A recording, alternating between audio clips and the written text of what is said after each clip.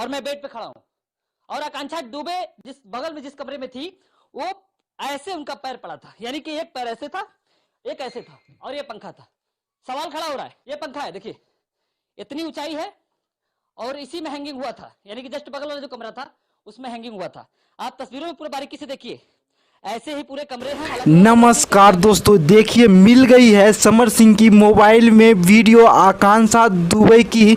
कैसे कैसे हत्या किया गया था, कैसे उसको फोन के द्वारा नीचे बुलाए थे। जी हाँ दोस्तों, ये है समर सिंह का भाई संजय सिंह आकांक्षा दुबे की मुंह बंद करके सीसी कैमरे के बाहर ले जा रहा था। लेकिन सबसे पहले देखिए आकांक्षा दुबे की रूम के पास जो गेट थी, गेट के पास क्या कर रहा है। समर सिंह की ओरिजिनल फोटो, कैसे रूम से ही परेशान किया जा रहा है आकांक्षा दुबे के साथ। और आकांक्षा दुबे ने कुछ कड़वी सच बताने वाली थी समर सिंह की, लेकिन समर सिंह ने मोबाइल छीन लिया। लाइव में कुछ बोलने वाले थी लेकिन मोबाइल छीन लिया गया। देखिए आप फोटो देखे होंगे, पीछे में गई है अभी। दोस्तों आपको बता दूं कि ये वीडियो देख करके काफ़ी लोग ऐसे में काफ़ी सवाल जवाब कर रहे हैं। ये वीडियो देखकर साफ साफ दिख रहा है कि समर सिंह ने होटल के कर्मचारी और मैनेजर से तालमेल कर रखा था पहले से, कैसे घुसा उसके रूम। दोस्तों ये वीडियो समर सिंह के द्वारा गायब किया गया था सीसीटीवी वीडियो का। फुल वीडियो में से कुछ भाग काट कर गायब किया गया था, लेकिन साइबर क्राइम बहुत ही चालू है,